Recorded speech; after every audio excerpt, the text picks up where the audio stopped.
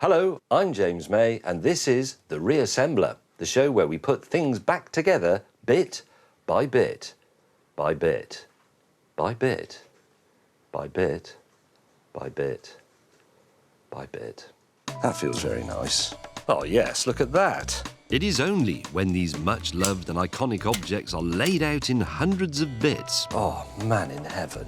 and then slowly reassembled that you can truly understand and appreciate how they work Total rubbish. and just how ingenious they are. It's good, isn't it?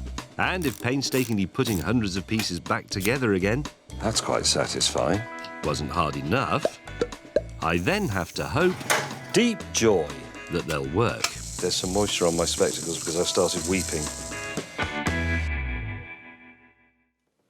There are two good reasons for reassembly. One is as a form of therapy, to exercise a part of the brain that may otherwise remain dormant, and to use hand tools, which were the first things to empower us as a human species. The other reason is to test the popular notion that the past was somehow wonderful. I mean, it certainly looks good because we look at it through rose-tinted spectacles. But what did it sound like?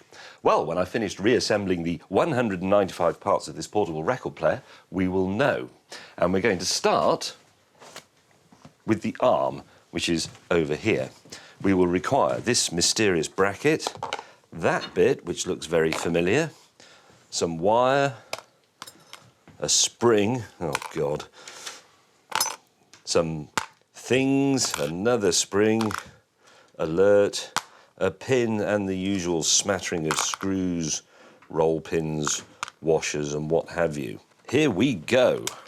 Now, this particular Dansette is the Bermuda and is described here on the leaflet as a record reproducer. How posh is that? And what's really interesting is it's from 1963.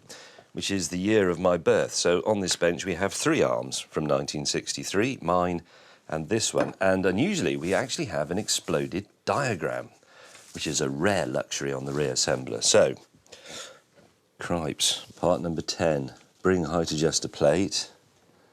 Well, that's wrong for a start, because 10 is some sort of grub screw. What do they think 11 is? Tone arm, height adjuster plate. Rubbish. Well, never mind, I know what the arm looks like. I've got one on my record player. I still own my records, I still occasionally play them, but it's a right bore because you put a record on and you sit down on the beanbag and make yourself comfortable and then it's finished. You have to get up and put another one on. And apart from anything else, you spent so much time ministering to the mechanisms of your automatic record player that there was no chance of getting up to any hanky-panky or whatever it is your mum and dad were worried about. This was probably the most effective contraceptive of the 1960s. Unless you could manage it in the 3.5 minutes of a song.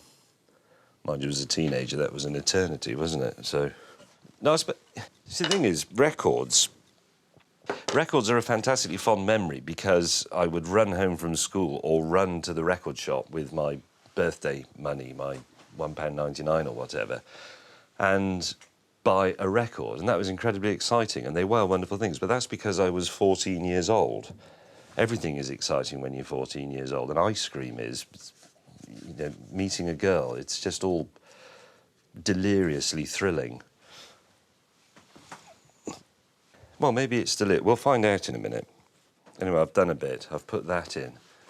And that is the tone arm height adjustment plate.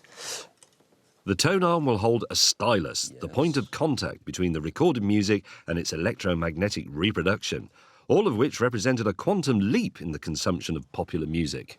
The great development when I was young was the cassette player, because you could buy a blank cassette, say a C90, 90 minutes, and then you could record your records and all your mates' records, and you could make a party mix, which was a godsend.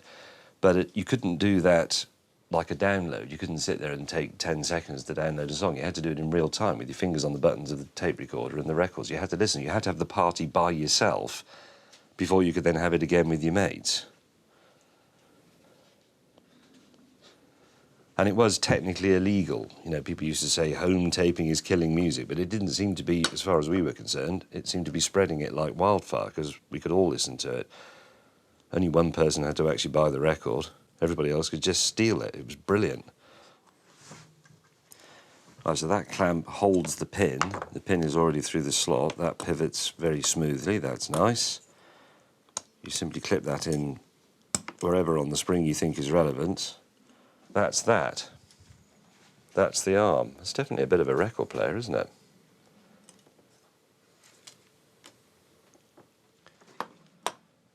Tremendous. Now I think, having studied the diagram, that everything else I'm going to do will have to take place either side of the chassis, which is the big plate here. I want to mount the arm on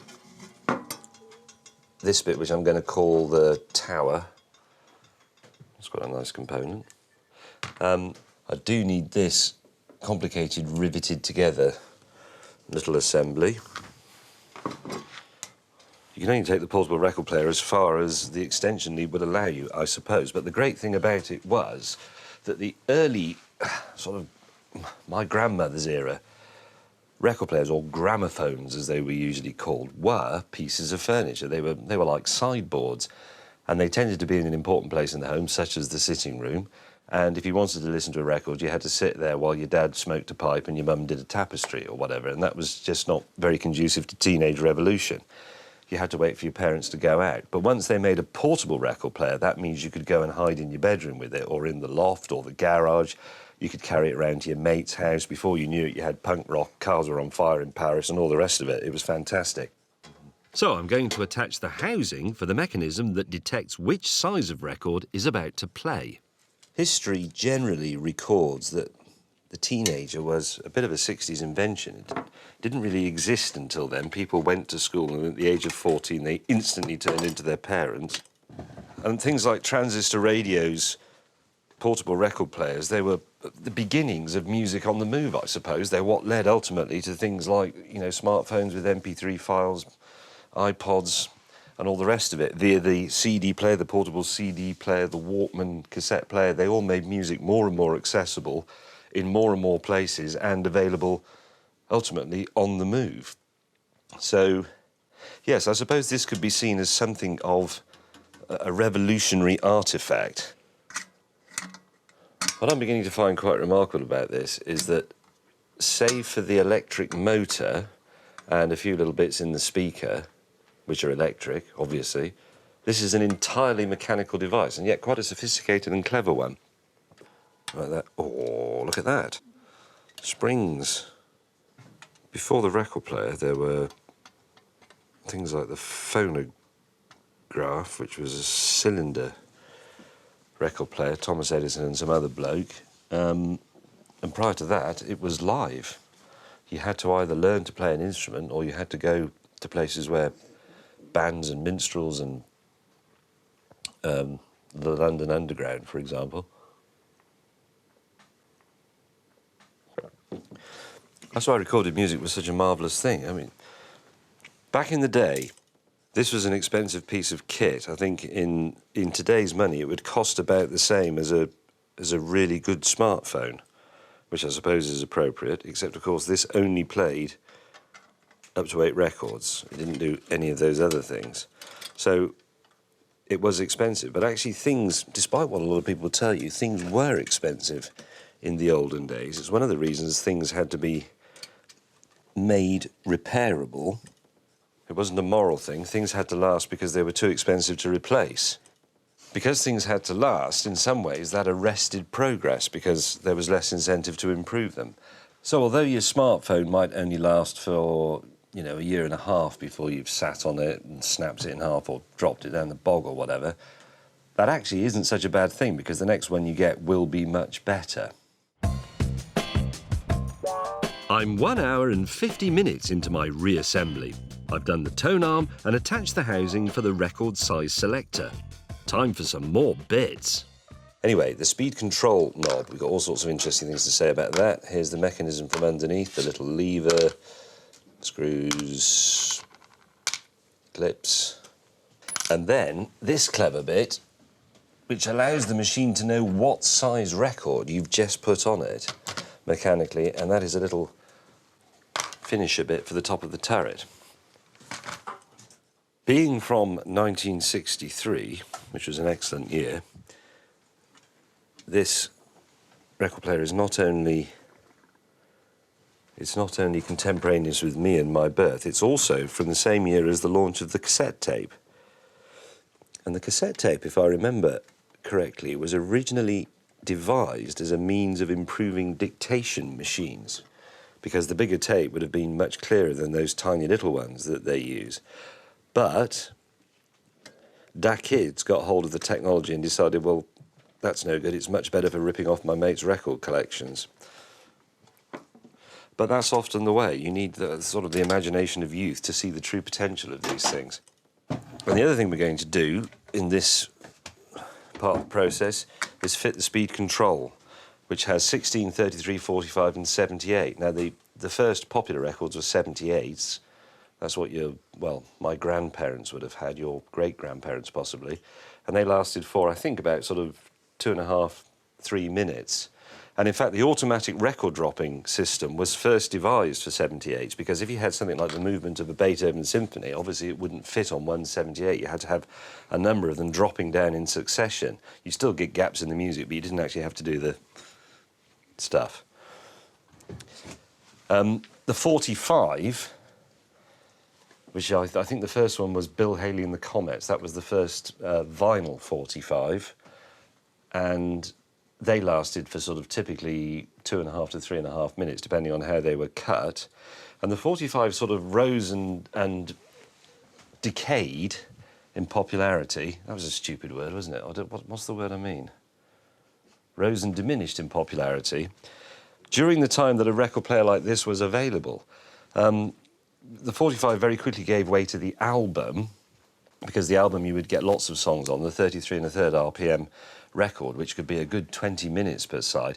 The downside of all that is that the album-length record could be used for a series of great songs, such as the Beach Boys' Pet Sounds, but it did give rise to the horrors of the concept album. So you could end up with something like King Crimson's Lizard, which just had one long song all the way across one side, rambling on about pixies and goblins and Prince Rupert and all that hippie nonsense. So, isn't it interesting that vinyl is actually a very long-lived format, because CDs have come and gone whilst we still have vinyl with us. In fact, vinyl sales are increasing again now because people like it for nostalgic reasons, because it gives warm sound, you can do scratching with it and so on. Unfortunately, the 33 1/3 RPM LP also gave rise to the concept album. So you'd get things like King Crimson's Lizard and Genesis, The Lamb Lies Down on Broadway. You get Stuff or Supper's Ready, all that stuff that goes on for a whole side, and it's just complete drivel. A lot of old hippie nonsense about goblins and Prince Rupert and... God. Anyway, this drops in here. Use that little spring past there. Then we'll have a look at what's going on underneath. By the way, a bit of confusion, if you've been watching this very carefully. I said this was a Dansette Bermuda, which it is. The deck part of it, the turntable bit, says Monarch on it. That's because this was made by BSR, Birmingham Sound Reproducers, which is why they call it a record reproducer on there. This bit was brought in from then to the Dansette factory and fitted in Dansette's case and electrics and so on. So it's a Dansette unit with a Monarch turntable in it. The Dansette bit was based in London. This bit, the mechanical bit, was made in Birmingham. Same as Richard Hammond, except hopefully this will function properly at the end of it. So to have a, let's see what's going on underneath there. That's the other end of the bit we've just dropped in. This plate is connected through that pin to the arm. So the arm can go in 3 different positions, there, there and there. And where that goes to is dictated by what hits that on the way down. That's the little thing that the record hits. You imagine you've got a record that big or that big or that big. As it goes down, it clouts that, and how much it clouts it and how far tells the mechanism underneath what size the record is and where to put the needle. It's brilliant, really. Now, speed control. The speed of records, 16, 33, 45, 78. A pleasure that we had as children that you young people don't have with MP3 players is you can't play music at the wrong speed, and we could. We could put anything that was supposed to be on a 45 on 78, and any song in the charts could be performed by Pinky and Perky. You can play them backwards and forwards, which is what scratching is. See, another abuse of a format leading to an art form. It's good, isn't it? This is the Dansette Bermuda. quite an exotic name for the 60s. Prior to this, in the 50s, they made things like the major and the minor and the auto change or something like that. And then they decided to call one the Bermuda because people's horizons were broadening, because the people of Britain just became more worldly. Oh yeah, look, I didn't put that on. That, I'm told this is very easy to break, so... Isn't that nice? 1960s beige. Yeah, the 60s and the 70s especially, brown became very popular for kitchen units, cars, clothes. I think maybe as a sort of natural break on our optimism, because a lot of things seemed to be good in the 70s. We thought, oh, everything's becoming very modern and very funky, but actually it wasn't, because none of it worked and the lights kept going out. So it was probably a government initiative to stop us getting too carried away with the idea that everything was brilliant. It's not bad, but just so you don't, build your hopes up too high, it's available in the following range of colours. Brown. That's well diddy, that screw. Magic screwdriver. Have you noticed how I've got a box full of screwdrivers that I'm very attached to, and I'm very keen to talk about them. I actually use 3. It's not true, actually, I use 4. Now, I'm going to show you how this works in a minute. I want to make sure it's together, otherwise it'll all fall apart in my hands. Speed control. You move the lever. Ooh, that's a nice noise. Love it. Used all the bits up as well. Let's do... hang on, there's some unfinished mechanical business on the bottom, I believe. So I think we'll get all those bits, and I don't think we need to put that bit in yet, but let's go and have a look at the components. Plastic pot. That. I need that with its little spring. These 4 bits, which retain that and stop it flopping about. And then the other end of the mechanism is that lever.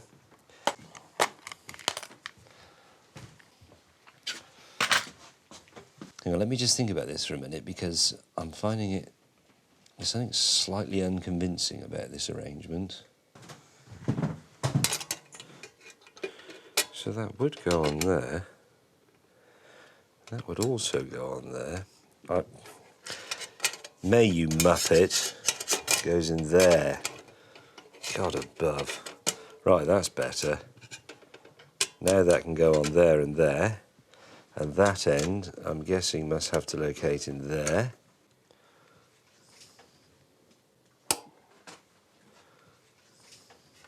Nothing much appears to have happened from there, but from there, look, there's all sorts of things going on. That's most exciting.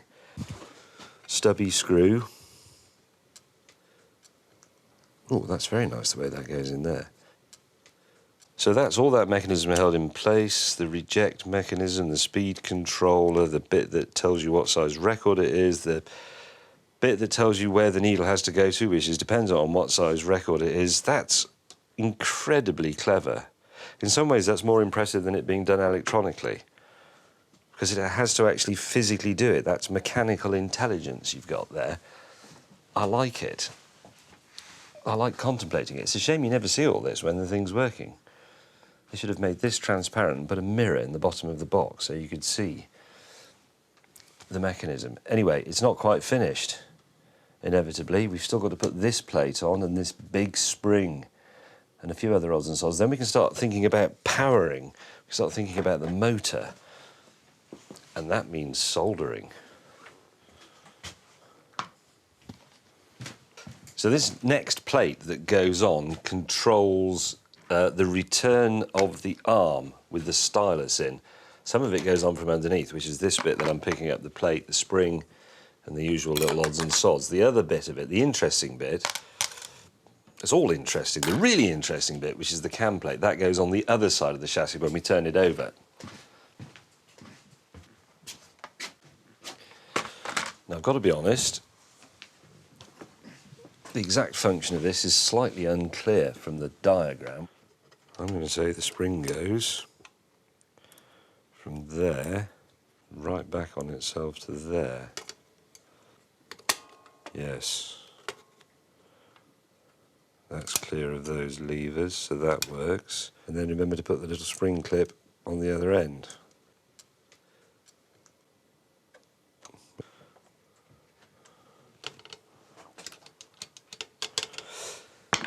I suppose the arrival of the Dansette was very timely, given that music was becoming, well, it was beginning the process of becoming a bit revolutionary. I don't mean in the way of Chopin's revolutionary etude. I mean, it was all about dissent, teenage dissent, which is a great thing and a very powerful thing. It meant you could go away and listen to things in secret, which meant you could put possibly slightly more salacious stuff in records because you weren't sitting next to your pipe-smoking grandpa listening to it. Having said that, this is all slightly before my time, but thinking back to records I know of that came out in that sort of early 60s period, like the early Beatles and so on, I can't think that there was anything in there that gave cause for alarm. Not like the Sex Pistols or Eminem or so on. I mean, well, Love Me Do. It's the sort of thing my mum would say. From Me to You. It was all very chaste, actually, I think. It was about people falling in love forever. But what you crave when you're 15 or whatever, you want to be left alone, don't you? You want to have your own room, your own den, or you want to be somewhere just with your mates. You don't want your mum and dad there, you don't want teachers there, you don't want policemen, guardians, vicars, priests, anybody who tells you how to live your life. So I suppose this was a form of independence, wasn't it? A bit like getting a bicycle or a car or something. That wasn't a particularly profound thought, I'm afraid. Now we have a bit of a choice here. We can continue by installing the motor, or we can break on through to the other side and finish off a few bits of the mechanism which live above the plate. I think the mechanism, let's do that. Let's get all the mechanism right, and then we'll think about power, and then we'll think about sound. To finish the mechanism, I'll need the cam and these bearings, which allow the turntable to rotate smoothly. We're at a point in the assembly that requires lubrication, so grease is the word. Here it is. It's a small amount, a small packet of very special record player grease. You have a bit on there, which is the pivot for the elaborate cam plate. Right, I need a bit more grease for the main bearing. This is an extremely important bit. This is where the turntable spins. If it doesn't spin freely, obviously your music will come out in a very wonky fashion. And this rather delightful ball bearing cage. Right, that's the bearing on. Now the cam plate. So let's go. There it is in the groove. Oh, it's all beginning to sound like a clunky old record player. That's good. You see as I move.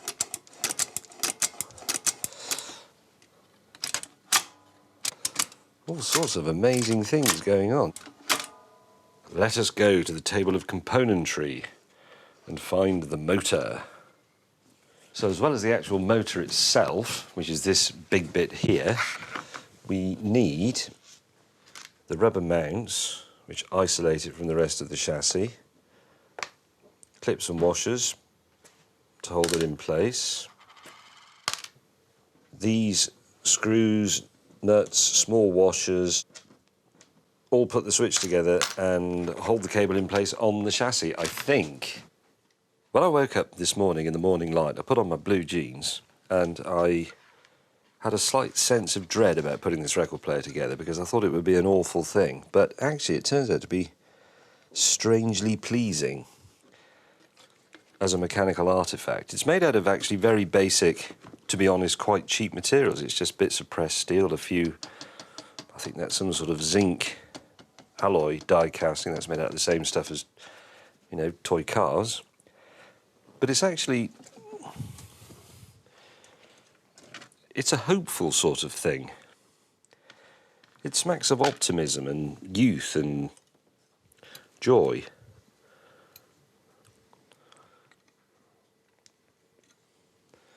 Okay, that's the motor in place, as simple as that. This looks incredibly complicated.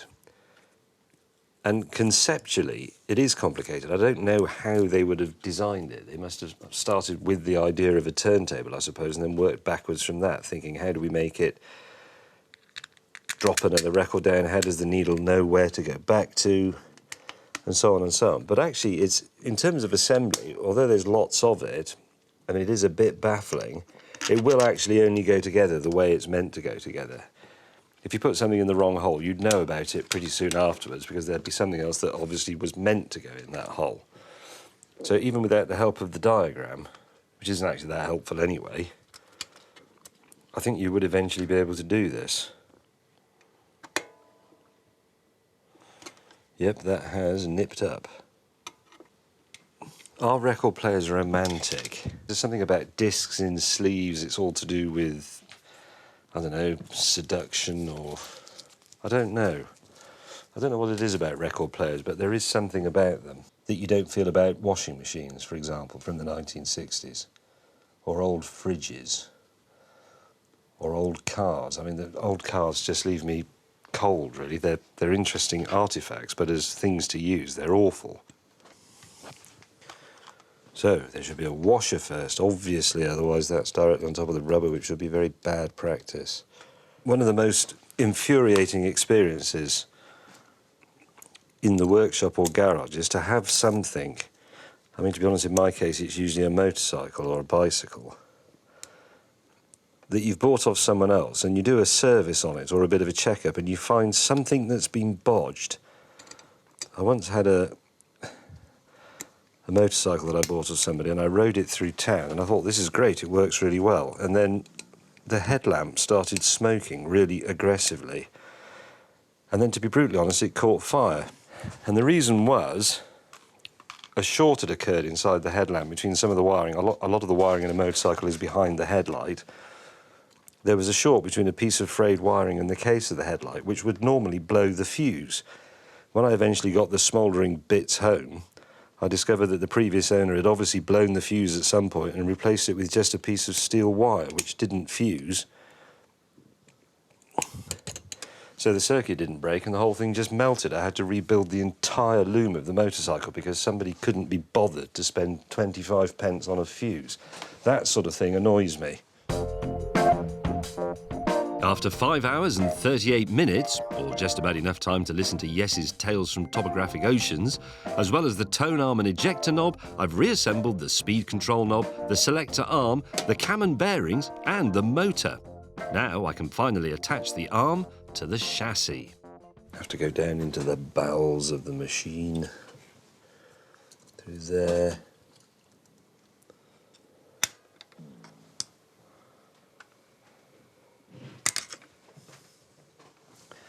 And finally, I've reattach the spring.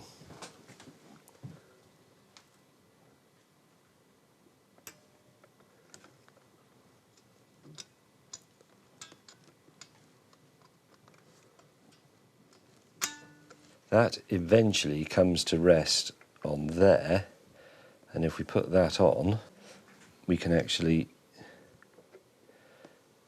clip it to there, which keeps it safe. Then, let's not worry about the wires for the motor for a moment, and let's look at the tag strip, and let's accept, shall we, between us, that it's time to do some soldering.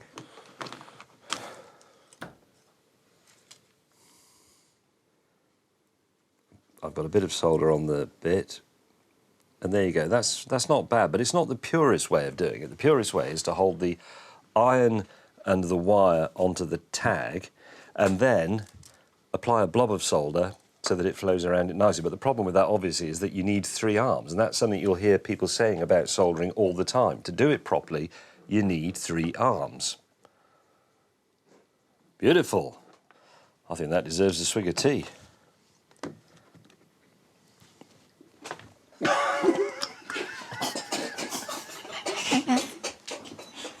And on that note, I'm going back to the table. 2 self-tappers. And we need the grill itself and the baffle plate, backing plate thingy, and the cabinet of the beast.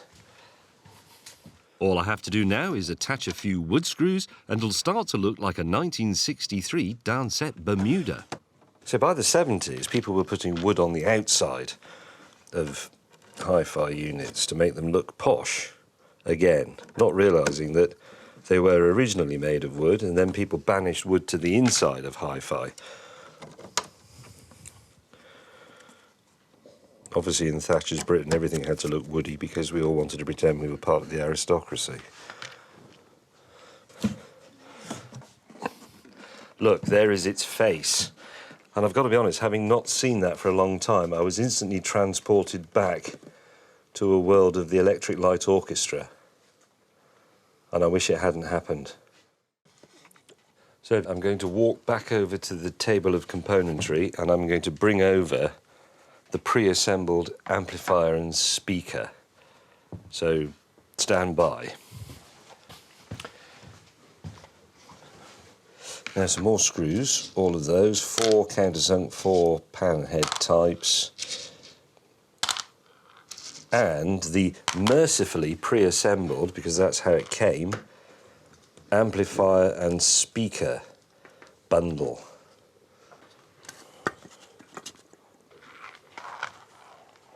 There is a valve as well. I'm not taking that because that's just asking to get broken.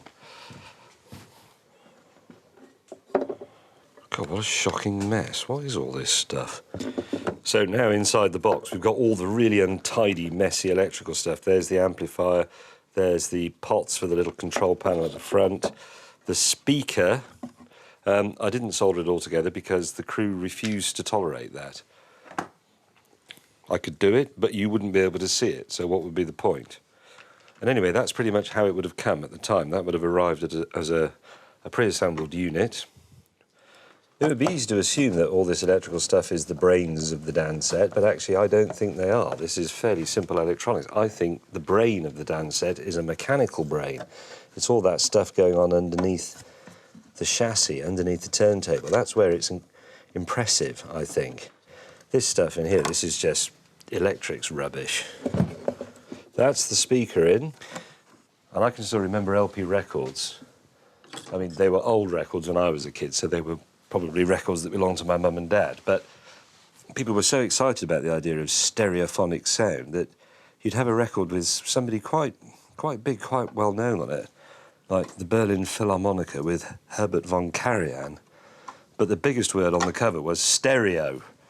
Herbert von Karajan plays Beethoven's Ninth Symphony. Stereo! We're getting quite close here. This is really quite exciting. There are some screws to hold this plate down into the cabinet, and then we will actually attach the chassis. So let's get the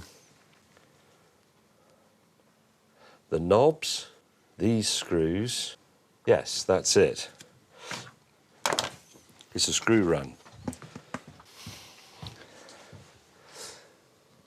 So there are some very significant bits going to go on here. That's just a circlip. These are the transit screws and clips.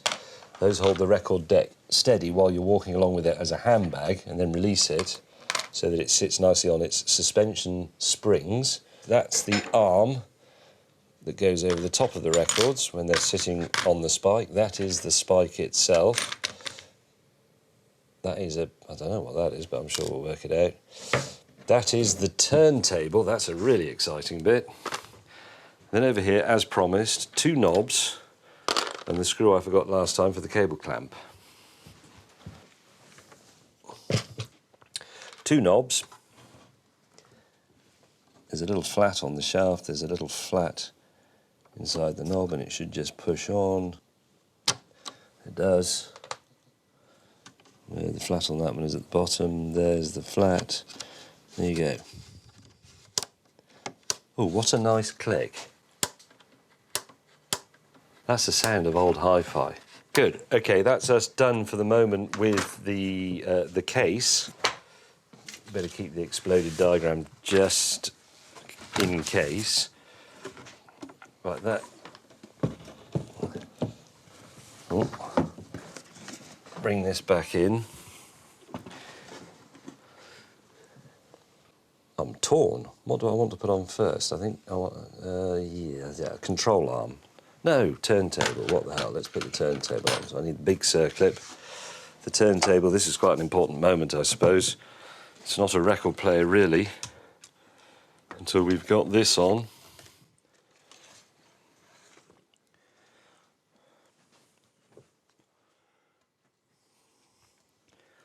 That will slide over there and engage with the teeth on the cam wheel.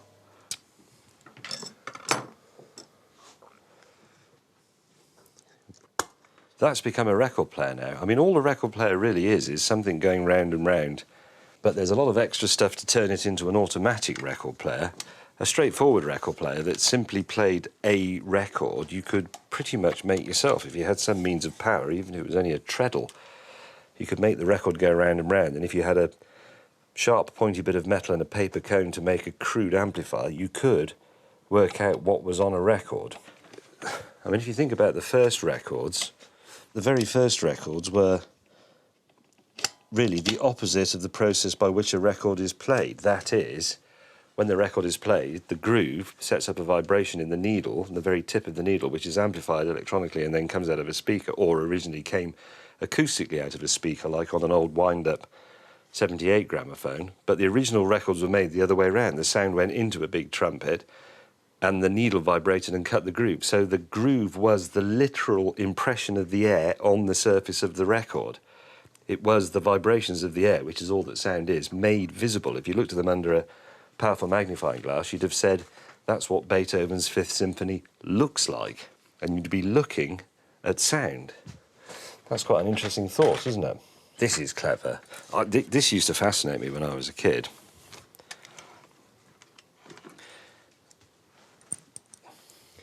Record sits on there. Machine knows when it's time for the record to drop down. But it only drops one record down, doesn't it? How does it know? I do have a dim memory of occasionally no record coming down and occasionally two dropping down, which meant that if you were lucky, you could entirely miss Mr. Blue Sky.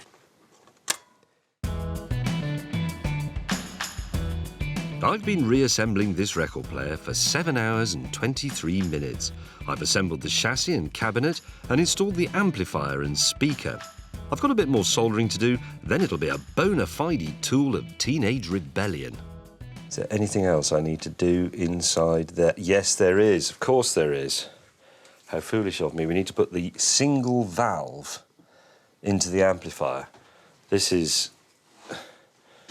Now, we're going to instigate a long discussion by any hi-fi enthusiasts watching about whether valves are actually give a warmer sound than modern electronics. Maybe they do, I don't know. They are very fragile, and they are enormous.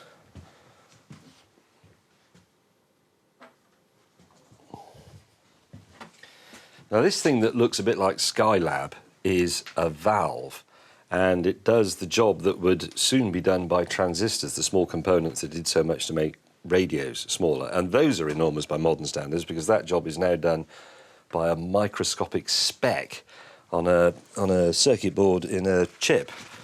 And I seem to remember somebody very old saying that you should never really touch these with your fingers, because the grease from your fingers can cause a hot spot to develop on the glass, which can cause them to fail. So just in case that is true, I shall polish it up and hold it with a piece of paper. It will only go in one way because of the arrangement of the pins on the end. And then there is this little springy clip that goes over the end to hold it in place. Now, had I broken that doing that, which is very easy to do because it's only made of glass, the program would have been over. Electricity is dull, and it doesn't really exist, remember. We've been into this. You just have to believe it, and it will work. It's like Indiana Jones stepping out onto that bridge that isn't there in The Last Crusade. He has to believe it's there, and it is. If he'd been a doubter, it wouldn't have been there.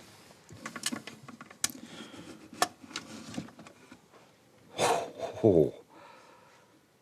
God, that takes me back.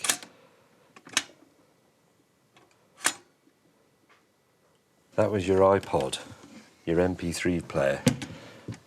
if you were a youth in the 50s and 60s. This is a bit like that telephone we looked at in the first series. The way it works, the functionality of it becomes more and more irrelevant because old technology does. It's just surpassed. But the way it looks remains important because it's part of the history of art and design, which we think is important. The way things look always matters. That is why art shall ultimately triumph. It has no utility, therefore it doesn't actually have to work in any way. Right, this is an extremely high quality French flick screwdriver. Righty-tighty.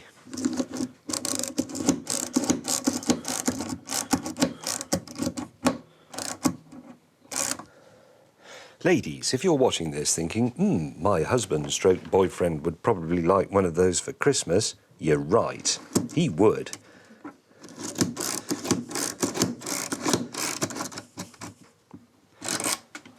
Oh, do we like that? Feels to me like it's time to put the lid on. The lid.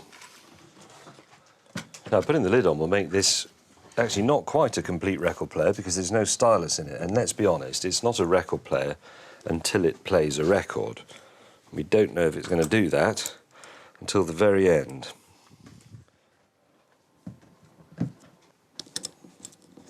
was a bit of a debate amongst the crew earlier on about what it was that made this truly portable. Was it the advent of a universal mains plug? Was it that it was compact? And then Dan the sound man pointed out that it's because it's got a handle on it. He might have a point. Right, that's the last of those. It's still not quite a record player because it doesn't have a stylus in it and it doesn't have a record on it. We shall sort that out and then it's party time. Don't need my little pot for this bit. What I'm actually taking here is the cartridge. The whole assembly is the cartridge. The stylus is just the little pointy needle bit right in the very end of it. That bit is the cartridge. I'm putting it down on its side so I'm not touching the actual styluses. Definitely need my specs for this.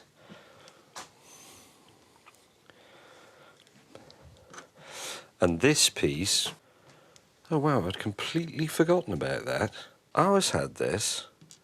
It actually had two different styluses in the cartridge, like it says 78, because people still had 78s in the olden days. Then you flipped it over for LP because the size of the point of the needle was different, because the groove size was different. I'd totally forgotten that. That's taken me right back. The stylus is really a diamond tip. We used to get very excited about it when I was a kid because it says, like it says here in fact, fitted with genuine diamond stylus. And we thought, wow, that's amazing, must be worth a fortune. But of course, it's a chip of industrial diamond, which is worth very little. This is an exciting moment. There you go. That's all 195 components back together. It looks like a record player. Does it sound like one? Shall we listen to a record? Yes?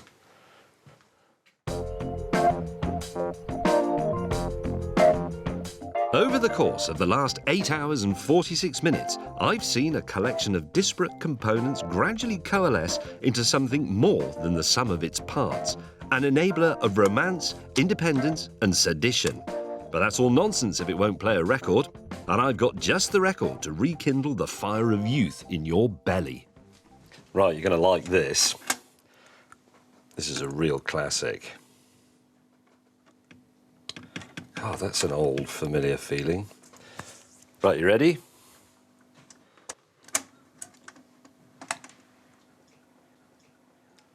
Yes!